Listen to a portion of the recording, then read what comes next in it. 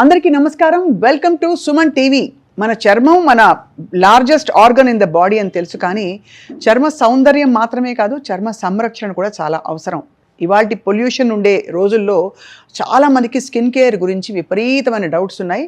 And కాస్మెటిక్గా అందంగా ఆనందంగా ఉండాలని అందరికీ కోరిక ఉంది.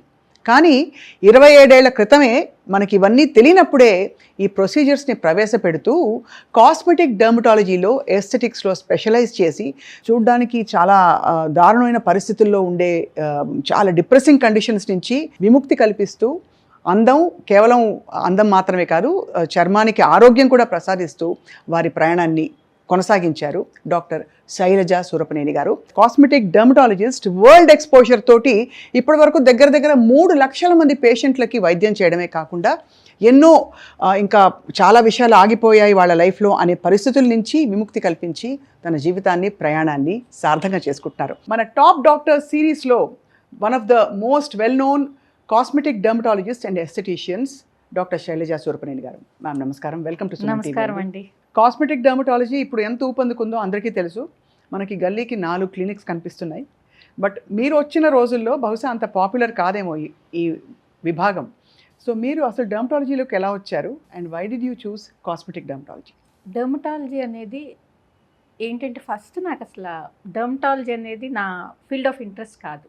నిజంగా చెప్పాలంటే నాకు I use to like gynaecology so well. నాకు చాలా ఇష్టం గైనకాలజీ అంటే. ఎంత ఇష్టం అంటే ఎస్పెషలీ అబ్స్ట్రిషన్ అవ్వాలని నాకు కోరిక ఉండేది. ఎందుకంటే చిన్న బేబీ పుట్టంగానే నాకు అసలు ఐ వాంట్ ఫీల్ దట్ అనమాట, హ్యాపీనెస్ అదంతా. కాకపోతే ఏంటంటే పెళ్ళయిన తర్వాత మనకి కొన్ని బాధ్యతలు ఉంటాయి, కొన్ని బరువులు బాధ్యతలు అన్నీ ఉంటాయి. సో మా హస్బెండ్ వచ్చి ప్లాస్టిక్ సర్జన్. ఓ వావ్.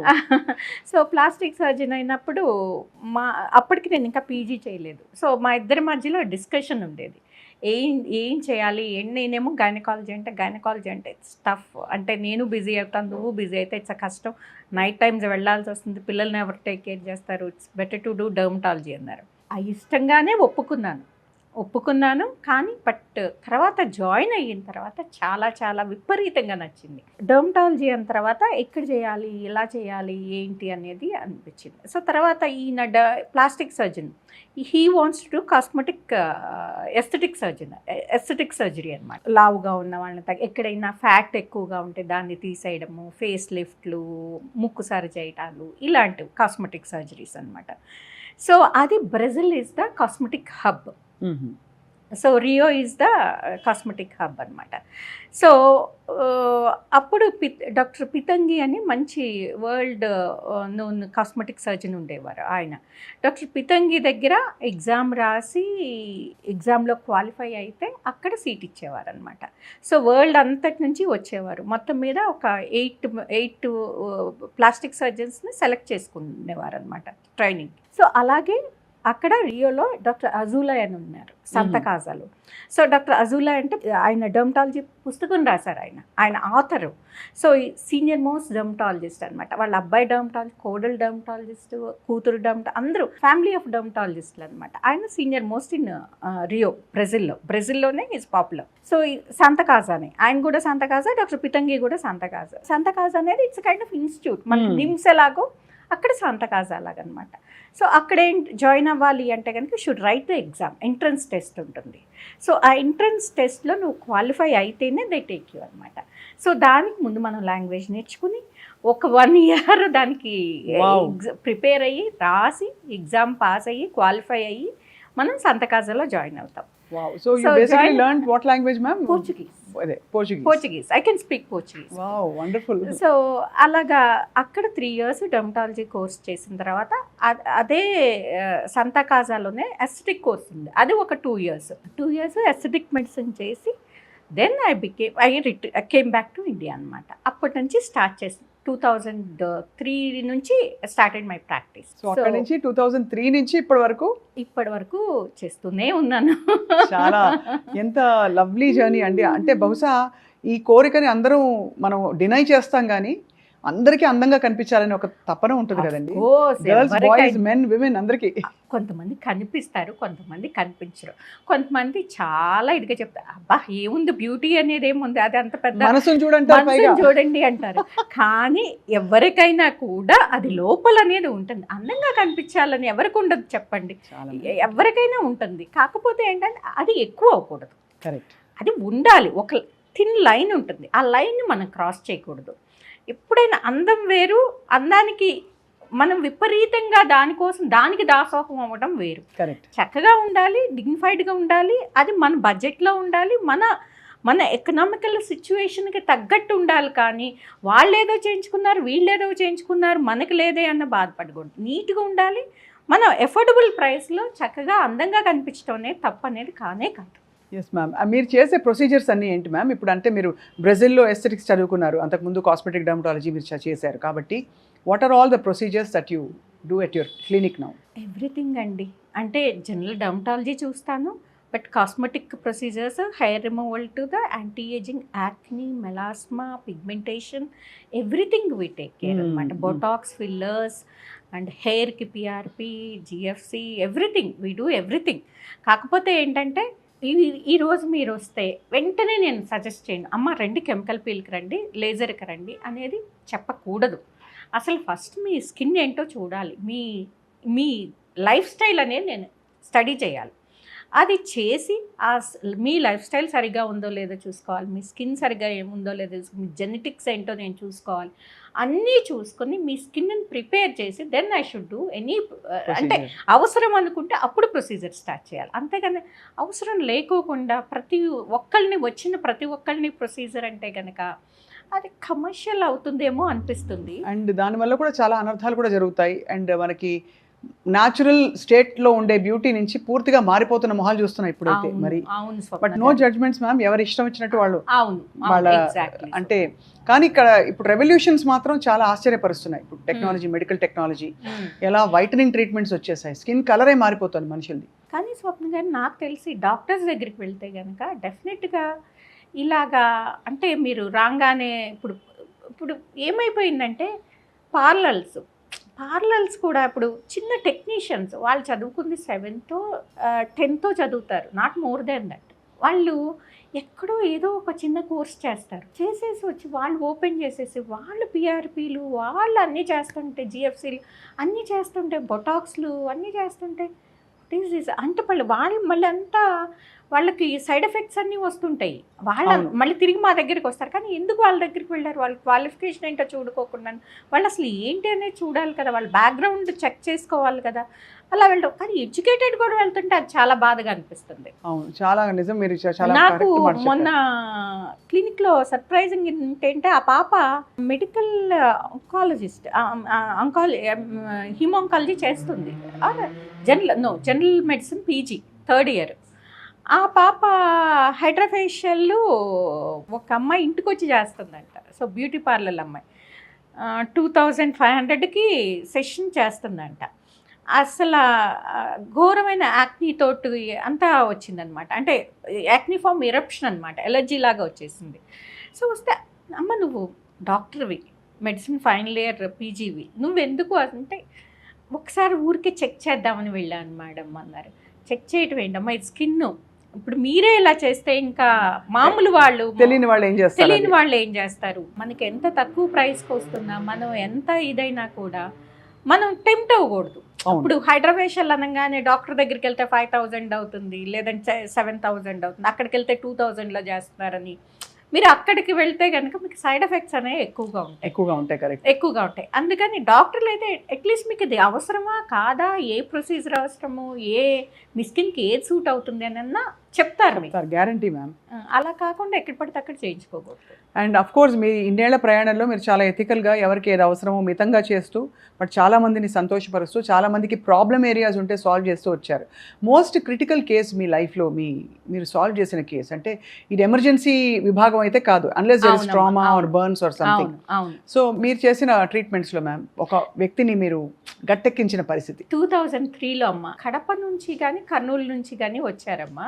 32 years అలాగ ఉండొచ్చు. సో ఆయనకి పెళ్ళి అవ్వలేదు. పాపం చూడ్డానికే మనకి ఆ ఫోటోగ్రాఫ్స్ ఉన్నాయి కానీ I don't want to disclose them because అది ప్రైవేట్ ఇది కాబట్టి. సో ఆయనకి అసలు ఎక్కడ ఫేస్ మీద ఖాళీ లేకుండా గడ్డలు అనమాట, నాడ్యులోసిస్టిక్ యాక్ని గ్రేడ్ 4.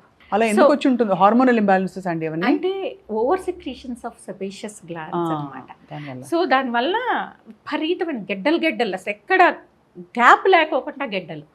సో అండ్ ఫేస్ చూస్తే కొంచెం భయం వేసేట్టు అలాగ ఉండేదన్నమాట. పాపం పెళ్ళి అవ్వడానికి ఛాన్స్ లేదు కదా, ఏ అమ్మాయి చూసినా అలా ఉంటే పెళ్లి చేసుకోరు. అబ్బాయికి బయటకు వెళ్ళాలన్నా, ఏదైనా వర్క్ చేసుకోవాలన్నా, ఏదైనా బిజినెస్ చేసుకోవాలన్నా, ఏదైనా జాబ్కి వెళ్ళాలన్నా కూడా ఇన్ఫీరియారిటీ కాంప్లెక్స్. ప్రతి ఒక్కళ్ళు ఇదిగో ఏం తింటున్నావు నువ్వు, అదాపు ఇదాపు అనేవారు. పాపం ఆయన మజ్జిగన్నం, ఓన్లీ మజ్జిగన్నం తిని 2 years ఉన్నారు. సో అయినా కూడా అది తగ్గలేదు. లోపల నుంచి సెక్రీషన్స్ని కంట్రోల్ చేయాలి కదా. సో దానికి నాకు ఓరల్ ఐసోటెట్నాయిన్ ఇచ్చి నేను తగ్గించాను. ఆయనకి అలాగా 8 months పట్టింది తగ్గడానికి. పూర్తిగా తగ్గిపోయింది. Only scars మిగిలినాయి. స్కార్స్కి మళ్ళీ దానికి మేము డర్మబ్రేషన్ చేసాం, సర్జికల్ డర్మబ్రేషన్ చేసి తగ్గించాక ఈజ్ సో హ్యాపీ. అంటే స్కార్స్ పూర్తిగా కాకపోయినా ఒక 50, యాక్నీ అయితే గడ్డలు అయితే పూర్తిగా పోయినాయి, స్కార్స్ అయితే కనుక 50% పోయినాయి అనమాట. పోయిన తర్వాత హీ సో హ్యాపీ. పెళ్ళయింది, హీ సో హ్యాపీ. ఇప్పటికీ కూడా మళ్ళీ ఆయనకి ఆ కండిషన్ రాకుండా కూడా రాలేదమ్మా. లక్కీలీ మళ్ళీ రాలేదు. బికాస్ ఇట్స్ నేను బాగానే ఎక్కువ టైమే ఇచ్చాను, ఎక్కువ డోస్ ఇచ్చాను ఓరల్ ఐసోట్రిక్నాయిన్ ఇవ్వడం మూలాన ఏంటంటే ఆ గ్లాండ్స్ అన్ని కంట్రోల్ అయిపోయి మొత్తానికి ఆ సీబమ్ సెక్రీషన్ ఆగి తర్వాత క్రీమ్స్ తోటి హీఈస్ మెయింటైనింగ్, హీఈస్ ఫైన్. చాలా గ్రేట్ ఇదండి. అతను పెళ్ళయింది, మీరు హ్యాపీగా అనిపిస్తుంది. అంటే చాలా మంది పేషెంట్స్ వచ్చి ఫుల్ హెయిర్ గ్రోత్ వస్తారు, ఆ లేజర్తో తగ్గిన తర్వాత, హెయిర్ తగ్గిన తర్వాత, అలాగే యాక్నితో కొంతమంది మెలాస్మాతో వస్తారు, అది తగ్గిన తర్వాత వాళ్ళకు ఉండే హ్యాపీనెస్. వాళ్ళు వచ్చి డాక్టర్ గారు మీ మూలాన్ని మాకు ఒక లైఫ్ వచ్చినట్టు అయింది. వాళ్ళకు ఉండే మెంటల్ ట్రామా ఉంటుంది కదమ్మా, ఎవరో ఒకళ్ళు ఏదో ఒకటి అంటుంటారు, కాన్ఫిడెన్స్ అనేది తగ్గుతుంది. ఇంతకు ముందు రోజుల్లో ఏంటంటే మన అమ్మమ్మ వాళ్ళ రోజుల్లో వాళ్ళకి ఇలాంటి ప్రాబ్లం ఉన్నా వాళ్ళు ఎక్కడికి సోషలైజింగ్ అనేది ఉండేది కాదు వాళ్ళకి. అవును, వాళ్ళకి అందుకని ఈ ప్రాబ్లమ్స్ లేవు. ఇప్పుడు ప్రతి ఒక్కళ్ళము బయటకు వెళ్ళాల్సి వస్తుంది, చదువుకుంటున్నాము, జాబ్స్ చేస్తున్నాము, సోషలైజింగ్ ఎక్కువైంది, పిఆర్ ఎక్కువైంది. సో ఇలాంటప్పుడు ఏంటంటే అది స్ట్రెస్ అనేది మనకి ఇంకా ఎక్కువ అవుతుంది. సో వెనకటి రోజుల్లో అంటే అది వేరు. వెనకటి రోజుల్లో యాక్నీ రాలేదా, తగ్గలేదా అంటే వాళ్ళు ఉన్న లైఫ్ స్టైల్.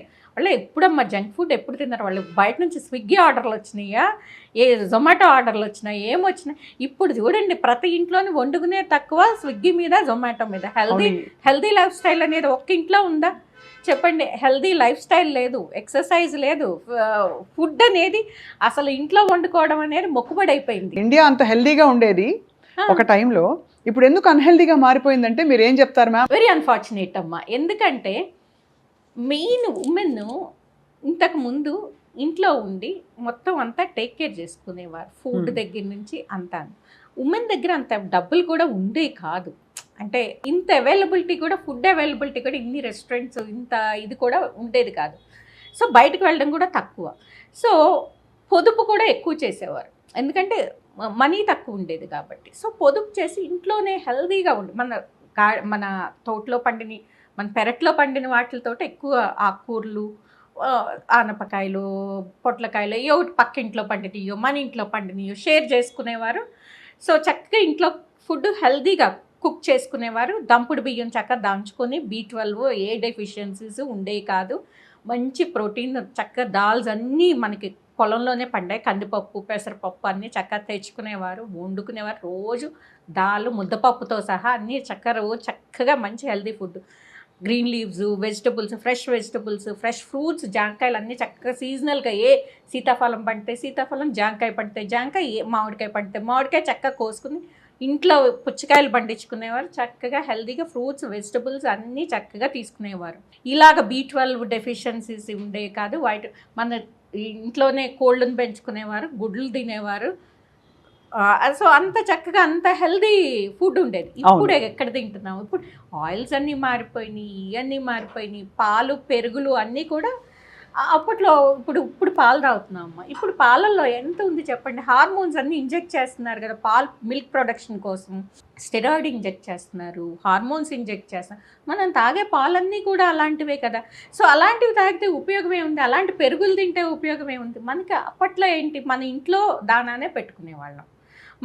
మన తోటలో గడ్డే తినేది, మన తోటలో ఉండే పచ్చగడ్డి అవే తినేసి వచ్చేవి. సో దానివల్ల ఏమిటి, ఉలవలు ఉడకపెట్టి పెట్టేవారు వాటికి, అంతేగాని ఇలాగా హార్మోన్స్ ఇంజెక్ట్ చేసేవాళ్ళు కాదు, స్టెరాయిడ్ ఇంజెక్ట్ చేసేవాళ్ళు కాదు. అందుకని పాలు హెల్దీగా ఉండేవి, పెరుగు హెల్దీగా ఉండేది, ప్రాబ్లమ్స్ కూడా తక్కువ వచ్చాయి.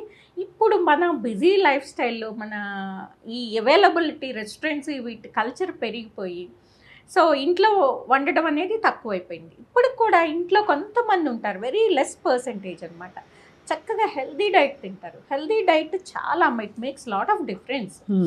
మనం తినే డైట్ అనేది చాలా ఇంపార్టెంట్. హెల్దీ డైట్ ఏంటంటే మనం చక్కగా ప్రొద్దున్నే కూడా మన నిమ్మకాయ వాటరు, లేదంటే జీరా వాటరు, వాము వాటర్ ఇలాంటివి తీసుకొని, బ్రేక్ఫాస్ట్కి కూడా ఎగ్స్, తర్వాత ఫ్రూట్స్ ఇలాంటివి తీసుకొని, ఎగ్స్ అనేది చాలా చాలా ఇంపార్టెంట్. ప్రోటీన్ అనేది చాలా ఇంపార్టెంట్ అమ్మ. ప్రోటీన్ వెజిటబుల్ ప్రోటీన్ అన్నా ఉన్నాయి, యానిమల్ ప్రోటీన్ అన్నా ఉన్నాయి. వెజిటబుల్ ప్రోటీన్ అంటే మనకు వెజిటేరియన్స్కి ఏం ప్రోటీన్ ఉంటుంది అంటారు, అది తప్పు. వెజిటేరియన్స్లో కూడా చాలా మంచి ప్రోటీన్ ఉంటుంది. ఎన్ని దాల్స్ ఉన్నాయి మనకి, ఎన్ని లెంటిల్స్, చక్కగా కందిపప్పు, పెసరపప్పు, మినప్పప్పు, రాజ్మా అంతా కదా.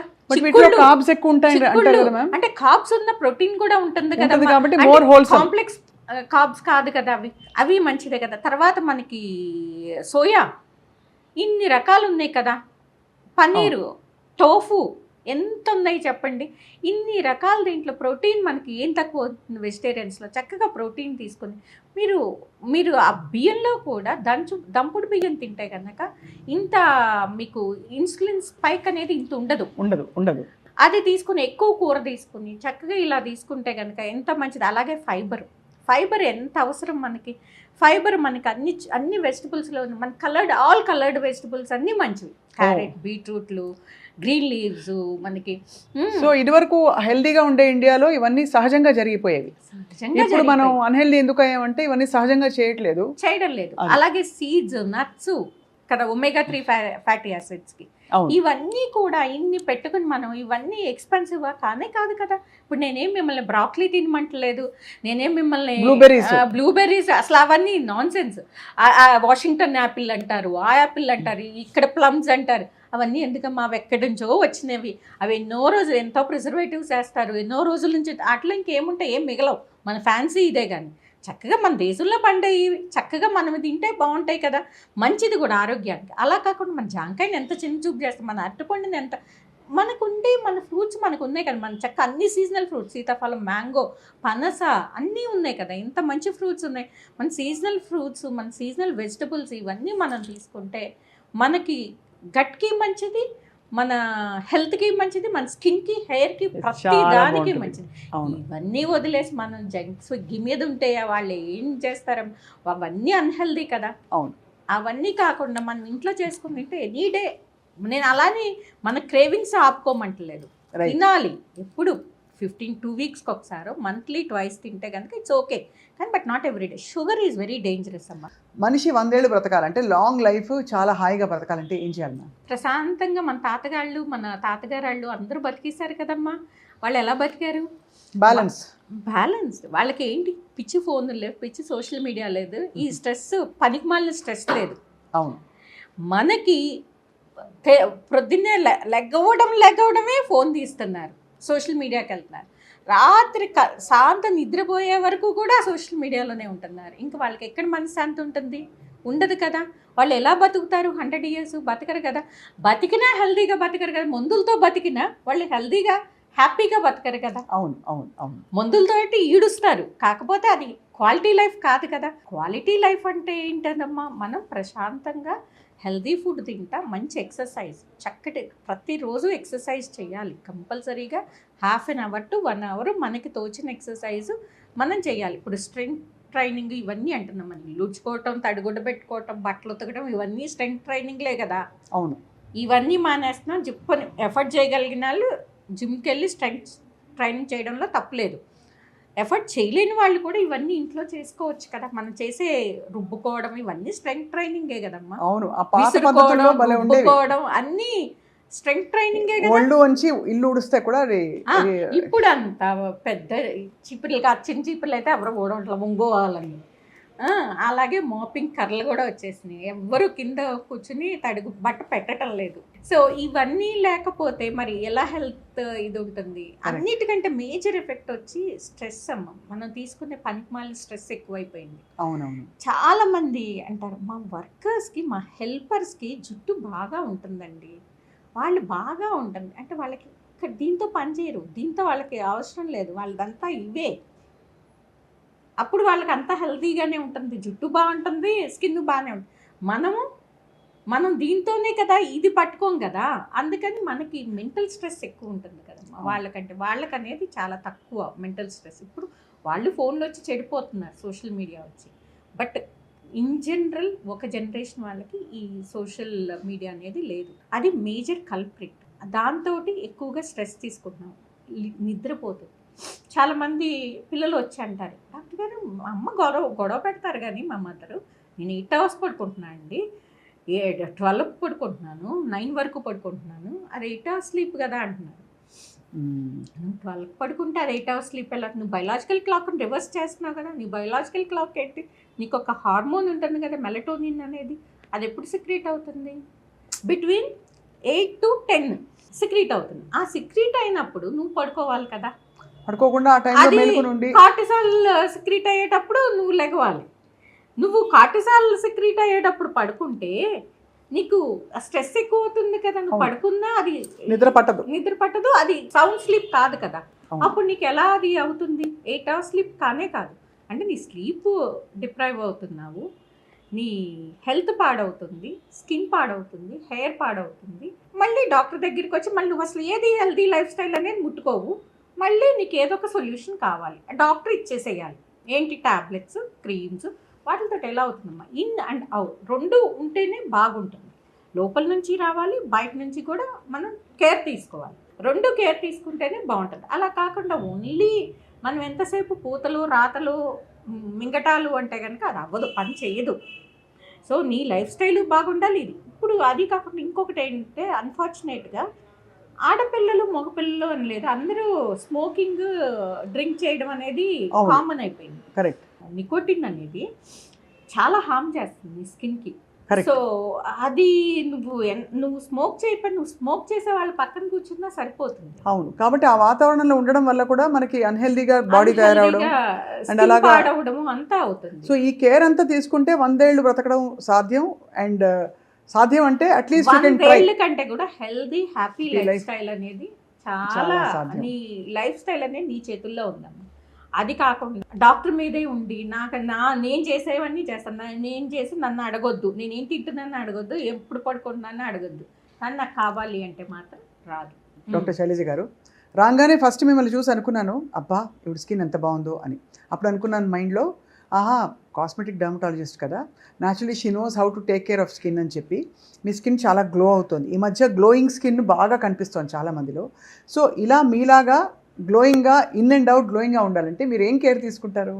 మంచి క్వశ్చన్ స్వప్న గారు. గ్లోయింగ్ స్కిన్ కోసం అని చాలామంది చాలా డబ్బులు తగలేస్తుంటారు. అంటే ఆ షైన్ రావడం నన్ను అడుగుతారు, డాక్టర్ గారు ఇవాళ కూడా అడిగారు. ఇన్ఫ్యాక్ట్ నేను హైడ్రా ఫేషియల్ చేస్తుంటే డాక్టర్ గారు ఇన్స్టాలో చూశానండి, ఏదో అప్లై చేస్తున్నారు డాక్టర్ గారు, భలే గ్లో అయిపోతుందండి, అది ఏంటి డాక్టర్ గారు నాకు కూడా ఇవ్వరా అని అడుగుతారు.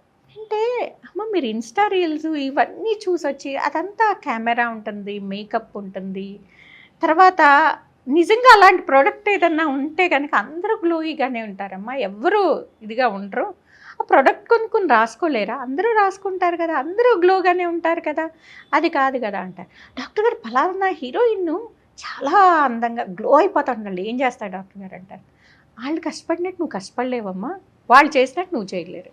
ఎందుకంటే వాళ్ళు తీసుకునే డైట్ కాడి నుంచి వాళ్ళు కేర్ఫుల్గా తీసుకుంటారు. అవునా కాదా? వాళ్ళు షూటింగ్ స్కెడ్యూల్కి వెళ్ళినా వాళ్ళకి వచ్చేస్తుంది, వాళ్ళ ఫుడ్ ఏంటో వాళ్ళకి వస్తుంది. వాళ్ళు మనలాగా షుగర్స్ తినేరు, మనలాగా ఏది పడితే అది తినేసేయరు. చాలా హెల్తీ, చాలా సాక్రిఫైస్ చేస్తారు వాళ్ళు ఫుడ్ దగ్గర. అవును అవును. అవునా కాదండి? వాళ్ళు అలా తినేస్తే అంత షుగర్లు అంత కార్బోహైడ్రేట్లు అలా తినేసి అన్హెల్దీగా తింటే వాళ్ళు అసలు ఆ ఫీల్డ్కే పనికిరారు. కరెక్ట్. అవును. అవునా కాదా? అవును. అది గుర్తించరు. వాళ్ళు ఏదో పూసేసుకుంటున్నారు, ఏదో తాగేస్తున్నారు, ఏదో చేయించేసుకున్నారు, గ్లో అయిపోతున్నారు అనుకుంటారు. నెంబర్ 1 వాళ్ళ లైఫ్ స్టైల్. వాళ్ళకున్న తక్కువ టైంలో నిద్ర కూడా జాగ్రత్తగానే పోతారు వాళ్ళు. ఎక్సర్సైజ్ కంపల్సరీగా చేస్తారు. వాళ్ళు కాదు మ్యామ్, మీరు నేనైనా అమ్మ ఫుడ్ అనేది నాకు చాలా జాగ్రత్తగా తీసుకుంటాను. అంటే ఆయిలీ ఫుడ్ అది అవాయిడ్ చేసేస్తారా? అంటే ఎట్లా? ఆయిలీ ఫుడ్ అంటే నేను టోటల్గా ఆయిలీ ఫుడ్ అవాయిడ్ చేయను. అంటే ఆయిల్ ఎక్కువ వేస్తే మాత్రం ఊరుకోను. మంత్కి 2 కిలోస్కి మించకూడదు మా ఇంట్లో ఆయిల్. ఎంతమందికి? మా ఇంట్లో మేమిద్దరం ఉంటాము. ఎందుకంటే పిల్లలు got married and they left. And మాకు హెల్పర్స్ ఇంకొక ఇద్దరు ఉంటారు. సో నలుగురికి అంటే అరకిలో మనిషికి అంతే ఆయిల్, అంతకంటే ఉండకూడదు. నాట్ మోర్ దెన్ దట్ అమ్మ. వాటెవర్ యు ఇప్పుడు మనిషికి 2 కిలోలు వాడతారండి ఇంట్లో మామూలుగా అయితే. అది టూ మచ్ కదమ్మా. అంటే ఇంకా ఫ్రైడ్ అన్ని చూసుకుంటే అది టూ మచ్ కదా. 15 మంది ఉండే ఇల్లు జాయింట్ ఫ్యామిలీస్ లో 30 కిలోలు నూనె కొనగా నేను చూసా. ఇంకా అది అయిపోతుంది. నాకు 2 కిలోస్కే నేను దెబ్బలాడుతూ ఉంటాం మా కుక్ తోటి. 2 కిలోస్ అమ్మో 1 కిలోతో చేయమని నేను లెక్కిస్తాను. నేను డేట్ రాస్తాను డైరీలో. నాకు ఆ డేట్కి ఆ నెలకి నేను చూసుకుంటాను. 2 కిలోస్ ఇంతకుముందు 1 కిలోనే ఇచ్చేదాన్ని, ఇప్పుడు గొడవ పెట్టేస్తుంది మానేస్తుందని 2 కిలోస్ ఇస్తున్నాను. సో అది కూడా నేను ఎక్కువ అనుకుంటాను. అంటే వీలున్నంత వరకు ఇంటి ఫుడ్ అమ్మ. నాకు ఏ రోజు ఆ రోజు ఫ్రెష్గా వెజిటబుల్స్, చికెన్ తింటాను, ఎగ్స్ తింటాను. కంపల్సరీగా డైట్లో ఉండాలి. కార్బోహైడ్రేట్స్ అనేది ఎప్పుడన్నా తింటాను, నేను రెగ్యులర్గా తిన్ను. మేబీ వీక్లీ వన్స్ ఏమో, అది కూడా పచ్చడన్నం క్రేవింగ్ అయితే అప్పుడు తింటాను. అంతకు మించి నాకు కార్బోహైడ్రేట్స్ వెళ్ళవు. సో ఎక్కువగా వెజిటబుల్స్, మీట్ తింటాను, ప్రోటీన్ ఎక్కువగా తింటాను. నేను ఫ్రూట్స్ తింటాను. ఫ్రూట్స్ కూడా అదే పనిగా తినే, ఎందుకంటే ఎక్కువ ఫ్రూట్స్ తిన్నా దాంట్లో షుగరే ఉంటుంది. Maximum 1 or 2, not more than that. Mangoes అయితే 2 తింటాను. సో అలా 1 or 2 ఫ్రూట్స్ కంటే ఎక్కువ తినకూడదు. ఫైబరు, ఫ్రెష్ వెజిటబుల్స్, ఫ్రూట్స్, తర్వాత ప్రోటీన్ ఎక్కువగా తింటాను. Exercise compulsory. నేను అలా కూర్చుని ఒక దగ్గర, అన్లెస్ అదర్వైజ్ నా క్లినిక్లో ఉంటుంది, నేను అలా కూర్చోలేదు. నేను అసలు అది నా నేచర్ కాదు. ఎప్పుడు యాక్టివ్గా ఉంటారు, ఎప్పుడు తిరుగుతానే ఉంటాను. తిరిగినట్టే. వాకింగ్ అయితే బాగా చేస్తాను. నేను మినిమం 1.5 hour వాకింగ్ చేస్తాను రోజు కంపల్సరీగా చేస్తాను. సో 1.5 hour చేస్తాను. యోగా చేసేదాన్ని, ఇప్పుడు మానేసాను, మళ్ళీ యోగా మొదలు పెట్టాను. సో ఫిట్నెస్ ఒకటి, డైట్ విషయంలో చాలా జాగ్రత్తగా ఆయిల్ చాలా మితంగా తీసుకోవడం, కార్బ్స్ ఎక్కువ తీసుకోకుండా, బహుశా స్వీట్లు అవి అయితే అసలు తినను. స్వీట్స్ ఎప్పుడన్నా తింటానమ్మా, నాట్ అది కూడా పాయసం మ్యాక్సిమం తింటే, అది కూడా బెల్లంతో చేసిన పాయసం, అది కూడా రెగ్యులర్గా కదా, ఇప్పుడు వన్స్ ఇన్ ఏ వైల్. అలా తింటే కనుక అసలు పనికిరాదు. స్కిన్ పనికిరాదు, హెయిర్ పనికిరాదు, మనము పనికిరాదు, బాడీ పనికిరాదు. మెయిన్ దీంతో పాటు ఏంటంటే మెయిన్ మనం నిద్ర కంపల్సరీగా. నేను 8 hours క్వాలిటీ నిద్ర, బై 9:30 మ్యాక్సిమం 10కి నిద్రపోతాను. పొద్దున్నే చక్కగా లేచిపోతారు, చక్కగా హాయిగా మైండ్ ఫ్రెష్గా ఉంటుంది. ఎప్పుడైనా మీరు చూడండి అమ్మా, ఏ రోజన్నా మీరు లేట్ నైట్ పడుకుంటే కనుక మీకు ఆ రోజంతా డిస్టర్బ్డ్గానే ఉంటుంది. అంటే మేబీ మీ బాడీ పనిచేస్తూ ఉండొచ్చేమో కానీ మెంటల్గా మీరు టైర్డ్ అవుతారు, హ్యాపీగా ఉండరు. మీరు ఆ క్వాలిటీ, వర్క్ క్వాలిటీ అనేది పడిపోతుంది. అది కంపల్సరీగా మనం ఎప్పుడన్నా లేట్ నైట్ పార్టీలు ఉన్నప్పుడు తప్పదు. అంటే అదే రెగ్యులర్ అవ్వకూడదు. మంత్కి 2 times okay, but not every weekend నేను ఇలాగే లేట్ నైట్ పార్టీలు చేస్తాను. నీ హెల్తే పాడవుతుంది. ఎక్సర్సైజ్, ఫుడ్, మంచి ఫుడ్. నేనేదో డర్మటాలజిస్ట్, నీ ప్రొసీజర్ ఆ ప్రొసీజర్, నేను ఏ ప్రొసీజర్ చేసుకోను. నాకు అసలు కాకపోతే స్కిన్ కేర్ మాత్రం చాలా అవసరం అమ్మ. ఎవరికైనా సరే స్కిన్ కేర్ చాలా ఇంపార్టెంట్. స్కిన్ కేర్ అంటే చాలామంది అనుకుంటారు చిన్నప్పటి నుంచి చేయాలి స్కిన్ కేరు. మామూలుగా ఎప్పటి నుంచి స్కిన్ కేర్, నాకు చాలా బాధ అనిపిస్తుంది. చిన్నపిల్లలు కూడా మేకప్లు వేసి తీసుకొస్తుంటారు పెళ్ళిళ్ళకి. ఎందుకు మేకప్లు వాళ్ళకి? అసలు చిన్నప్పుడు మేకప్ అనేది అసలు మనం పసి స్కిన్, అది చాలా టెండర్గా ఉంటుంది. ఆ స్కిన్కి మేకప్ ఏంటమ్మా? మేకప్ చేస్తే నువ్వు రూయిన్ చేస్తున్నావు పాప స్కిన్ని. సో ఎప్పుడు ఇంతకుముందు ఎవరు చేసేవారంటే డాన్స్ చేసే పిల్లలకి వేసేవారు, ఇప్పుడు అది మానేస్తున్నారు. ఇంతకుముందు డాన్స్ చేసే పిల్లలకి వేసేసి స్టేజ్ మీద పిల్లలకి అలాగా కనిపించాలని తీసుకెళ్ళి, ఇప్పుడు అది కూడా లేదు. న్యాచురల్గానే మాయిశ్చరైజర్లో టింట్ ఉంటుంది, సన్ స్క్రీన్లో టింట్ ఉంటుంది. అది as good as makeup. So మీరు ఎప్పటి నుంచి అసలు స్కిన్ కేర్ మొదలు పెట్టాలి అంటే, స్కిన్ కేర్ అనేది చిన్నప్పటి నుంచే ఉండాలి. మనకి చిన్నప్పుడు నూనె రాసేవారు, మాయిశ్చరైజర్ రాసేవారు, that is called skin care. Right. Sunscreen 1 year తర్వాత మొదలు పెట్టాలి. పిల్లలు కూడా పిల్లలు అంటే స్కూలింగ్ ఏజ్ బయటకు వెళ్ళేటప్పటి నుంచి మొదలు పెట్టాలి. ఎందుకంటే ఎప్పుడు చాలామంది అనుకుంటారు పిగ్మెంటేషన్ వచ్చాక సన్ స్క్రీన్ మొదలు పెడితే ఉపయోగం ఏం లేదు. అదేం ట్రీట్మెంట్ చేయదు సన్ స్క్రీన్ అనేది, ఆపుతుంది పిగ్మెంటేషన్ రాకోకుండా. అది చిన్నప్పటి నుంచి వాళ్ళకి లైఫ్లో ఒక పార్ట్ అవ్వాలి. అవును, అలా అవ్వకోకుండా మనకి డ్యామేజ్ అయ్యాక మొదలు పెడితే ఉపయోగం లేదు. అందుకని చిన్నప్పటి నుంచి స్కిన్ కేర్ అంటే ఏంటి, మాయిశ్చరైజర్, సన్ స్క్రీన్, మంచి క్లెన్సర్, ఈ 3 స్కిన్ కేర్. అది ఎప్పటి వరకు, టీనేజ్ వరకు. వన్స్ టీనేజ్ వస్తుంది, ప్రాబ్లమ్స్ వస్తుంది, అంటే స్కిన్ మీద పింపుల్స్ రావడం మొదలు పెడతాయి, అప్పుడు పింపుల్స్ క్రీమ్ యాడ్ చేసుకోవాలి. దీంతో పాటు మాయిశ్చరైజర్, సన్ స్క్రీన్తో పాటు పింపుల్స్ క్రీమ్ యాడ్ చేసుకోవాలి. తర్వాత కొంత ఏజ్ వచ్చాక యాంటీ ఏజింగ్ మొదలు పెట్టాలి మనం. అవును, ఒక 30 వచ్చిన దగ్గర నుంచి మనం ఫైన్ లైన్ స్టార్ట్ అవుతాయి కాబట్టి యాంటీ ఏజింగ్ సీరమ్స్ మొదలు పెట్టాలి. రెటినాల్ సీరం కానీ, ట్రెటిన్ కానీ, లేదంటే కోజిక్ యాసిడ్ కానీ, వైటమిన్ సి కానీ అప్పుడు మొదలు పెట్టాలి టు ప్రివెంట్ ఏజింగ్. బాగుంది మ్యామ్. సో అదే దిస్ ఇస్ ద అంటే అందరికీ స్కిన్ కేర్ అవసరం అయితే కంపల్సరీగా అవసరం అమ్మా. అండ్ క్లెన్సర్, టోనర్, మాయిశ్చరైజర్ 3 ఉండాలండి. టోనర్ అవసరం కదా? టోనర్ దేనికి వాడతామమ్మా? టోనర్ దేనికి వాడతామంటే టు పెనిట్రేట్ ద క్రీమ్స్. మనం వాడే ప్రోడక్ట్ మంచిగా పెనిట్రేట్ అవ్వడానికి మనకి టోనర్ అనేది ఉపయోగపడుతుంది. టోనర్ కూడా ఆల్కహాల్ ఫ్రీది వాడాలి ఎప్పుడు కూడా. యాంటీ ఆక్సిడెంట్స్ ఉన్న టోనర్ వాడుకోవాలి. సో అలాంటివి వాడుకుంటే గనక మనకి స్కిన్కి బెటర్గా ఉంటుంది. అలా కాకుండా ఆల్కహాల్తో ఉందని ఇరిటేట్ చేస్తుంది స్కిన్ని. సో అలాంటి టోనర్స్ వాడకూడదు. ఇప్పుడు కూడా సన్ స్క్రీన్ కంపల్సరీగా వాడడం అనేది చిన్నప్పటి నుంచి. Moisturise sunscreen, oily skin ఉన్నా, డ్రై స్కిన్ ఉన్నా కూడా మాయిశ్చరైజర్, సన్ స్క్రీన్ కంపల్సరీగా పెట్టాలి. కాకపోతే ఆయిలీ స్కిన్ ఉన్నవాళ్ళు వేరే మాయిశ్చరైజర్ పెట్టాలి, డ్రై స్కిన్ ఉన్నవాళ్ళు వేరే. అలాగే సీజన్ బట్టి కూడా మార్చుకోవాలి ప్రొడక్ట్స్ అనేది. ఇలా వాడుకుంటా మనము ఏజ్ని బట్టి మన ప్రొడక్ట్స్ మార్చుకుంటా ఉంటే గనక మనకి ఎలాంటివి అవసరం. చర్మాన్ని సింపుల్ గా చెప్పాలంటే ఆరోగ్యాన్ని ప్రేమించుకోవాలి, చర్మాన్ని కూడా ప్రేమించుకోవాలి. మనం ప్రేమించుకోవాలి. మనం ప్రేమించుకుంటే ఆటోమేటిక్ గా అన్ని వస్తాయి. మ్యామ్ ఫైనలీ ఒక డెమో కోసం సన్ స్క్రీన్ ఎలా రాయాలంటే 2 ఫింగర్ మెథడ్ అంటారు అందరూ. ఎక్కడో చూశాను రీల్స్లోనే. ఇలాగే ఎలా రాస్తే బెస్ట్? సన్ స్క్రీన్ ఎప్పుడు రాయాలి? ముందు సీరం రాసేసి మాయిశ్చరైజర్ రాసి దాని మీద మేకప్ కూడా వేసిన తర్వాత వేస్తే మొత్తం అంతా జావజావ అయిపోతుంది. సో ఏం చేయాలి చెప్పండి మ్యామ్, ఎలా రాసుకోవాలి? సన్ స్క్రీన్ అనేది ఎప్పుడు కూడా చాలా మంది అనుకుంటారు 2 ఏళ్లతో రాయాలి, 1 ఏళ్లతో రాయాలి. ఏం అవసరం లేదు. మనం క్రీమ్ ఎలా రాసుకుంటామో చక్కగా పొదుపు అవసరం లేదమ్మా సన్ స్క్రీన్లో. ఓకేనా? చక్కగా సఫిషియంట్ ఇలా తీసుకుని ఎవరన్నా ఉన్నారా? నేను మీరు చెప్తుంటే నేను ఎవరికన్నా నేను చూపిస్తాను. ఇప్పుడు ఫేస్ అనుకోండి, ఇలాగా మీరు అన్ని చోట్ల ఇలా పెట్టుకుంటారు డాట్స్ లాగా. ఫేస్కి చెప్తున్నానండి నేను. ఇలా పెట్టుకుని ఇలాగా చక్కగా బాగా మర్జ్ అయ్యేటట్టు పెట్టుకోవాలి. హ్యాండ్స్ అనుకోండి, చక్కగా ఇలా పూసుకొని బ్రహ్మాండంగా రాసేసుకోవాలి. కొంచెం ఇప్పుడు ఇలా ఉంది కదండి సన్ స్క్రీను, కొంచెం సేపటికి ఇదంతా ఏమీ కనిపించదు. చాలామంది ఏంటంటే ఇలా ఉంటుంది సన్ స్క్రీను, అందుకే మేము వాడము అని చెప్తుంటారు అన్నమాట. మనం ఇట్లా ఒక పొరలాగా కనిపిస్తుంది, అందుకే మేము ఇష్టపడము, రాయమంటారండి. ఇది కొంచెం డార్క్ స్కిన్ ఉన్న వాళ్ళలో ఇది కామన్ అనమాట. కాకపోతే ఏంటంటే కొంచెం సేపు ఉన్న తర్వాత చూడండి, ఒక 10 మినిట్స్ ఉన్న తర్వాత చక్కగా ఇంకిపోతుంది, ఇంకిపోయి మామూలుగా అయిపోతుంది అనమాట. ఓకేనా?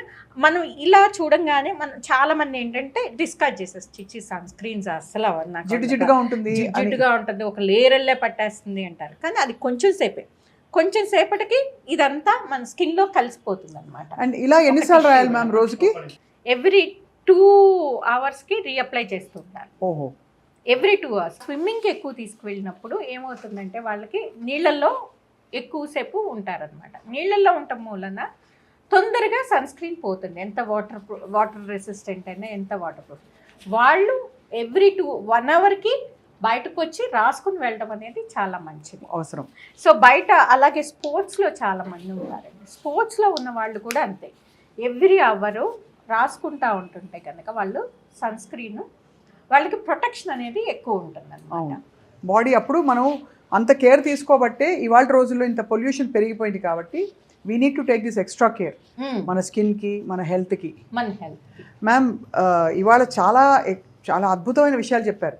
కొన్ని మనకు తెలుసని అనుకున్నాం, బట్ ఇవాళ రీఎన్ఫోర్స్ చేసి చెప్పారు. ఎస్పెషల్లీ స్కిన్ కేర్ గురించి మీరు చెప్పిన విషయాలు చూసే వాళ్ళకి చాలా నాటుకుపోయాయి. అంటే కాంప్లికేటెడ్గా చేసుకోకూడదండి. స్కిన్ కేర్ అంటే ఇప్పుడు కొరియన్ స్కిన్ కేర్ అంటే అసలు 7 steps, what is this non sense అండి.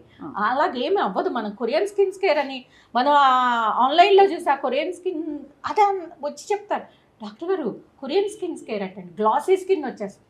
ఏమీ రాదమ్మా, వాళ్ళు కొరియన్స్ అమ్మ, వాళ్ళకి వస్తుంది జెనెటిక్గా. మనం ఇండియన్స్, మనకి ఎలా వస్తుంది? మనం వాళ్ళ ప్రొడక్ట్స్ అన్నీ తెచ్చి వాడినా మనకి రాదు.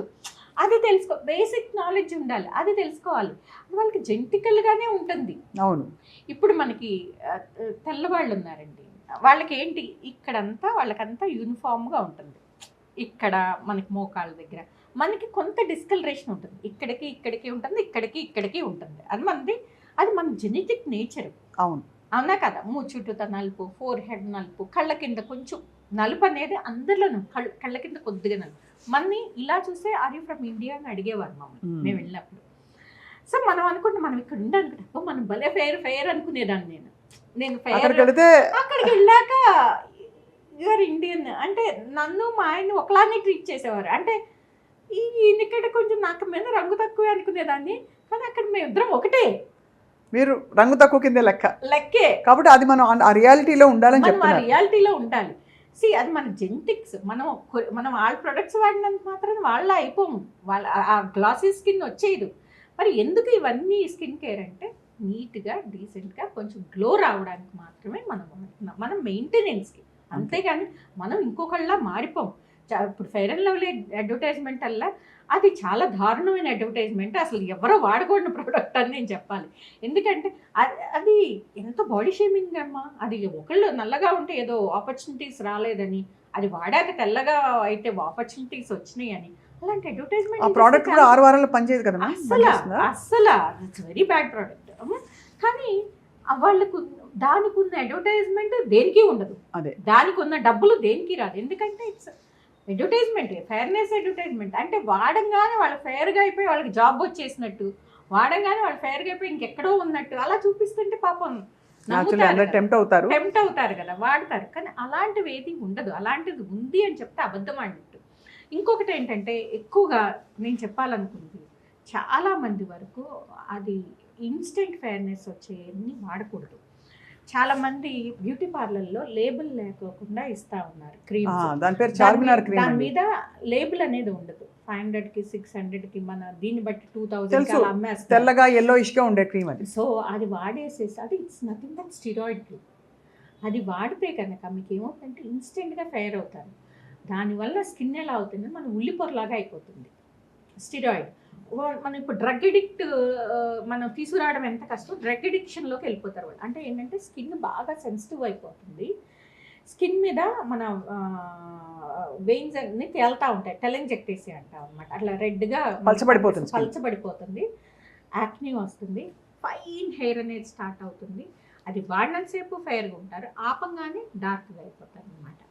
సో అందుకోసం అని చాలా మంది, కొంతమందికి తర్వాత ఇంకా వాడగా దురదలు వచ్చేస్తాయి. అది ఆపి చూద్దామని చూస్తే తట్టుకోలేదు, స్కిన్ బాగా సెన్సిటివ్ అయిపోతుంది. సో తట్టుకోలేదు, అది వాడితే కానీ అమ్మయ్య అనుకోరు. ఇప్పుడు డ్రగ్ ఎడిక్ట్స్కి డ్రగ్ ఆపేస్తే మళ్ళీ డ్రగ్ ఇవ్వగానే అమ్మయ్య అనుకుంటారు కదా, సేమ్ ఇలాగే అవుతుంది అనమాట. స్కిన్ కూడా అమ్మయ్య అనుకుంటుంది. సో అది ఇవ్వడం, అది దాంట్లోంచి మేము బయట తీసుకురావడం అనేది చాలా కష్టం. డ్రగ్ ఎడిక్ట్స్లోంచి డి అడిక్షన్ తీసుకురావడం ఎంత కష్టమో ఇది కూడా అంత కష్టం అనమాట.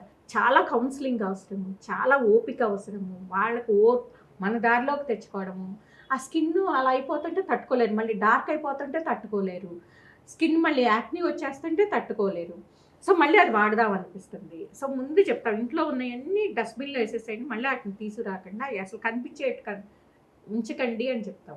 ఆయన కౌన్సిల్ చేసి మెల్లగా దాంట్లోంచి నార్మల్ స్కిన్ తేవడానికి చాలా టైం పడుతుంది. సో అందుకని అలాంటివి పక్కింటాళ్ళు ఏదో వాడారు ఫెయిర్ అయ్యారు, ఎదురింటాళ్ళు ఏదో వాడారు ఫెయిర్, ఆ ఫ్రెండ్ వాడిన ఫెయిర్, అలాంటివి ఏవి నమ్మద్దు. సో మా ప్రేక్షకులు చూసి డెఫినెట్గా చాలా మంది రిలేట్ అవుతున్నారు మీరు చెప్తుంటే, బికాజ్ అందరూ ఎప్పుడో అప్పుడు ఈ తప్పులు చేస్తున్న వాళ్ళే. బట్ డాక్టర్ శైలజ గారు ఇవాళ చాలా విషయాలు all about skin care and your journey తెలుసుకున్నాం. ఎప్పటికప్పుడు మిమ్మల్ని మేము పలకరిస్తాం అండ్ అలాగే మీ నుంచి క్రెడిబుల్ ఇన్ఫర్మేషన్ మా వ్యూవర్స్కి ఇవ్వాలన్నదే మా సంకల్పం. అందుకే ఇలా స్టార్ట్ చేసాం. మీ అమూల్యమైన సమయాన్ని మాకు ఇచ్చినందుకు ధన్యవాదాలు. Thank you so much.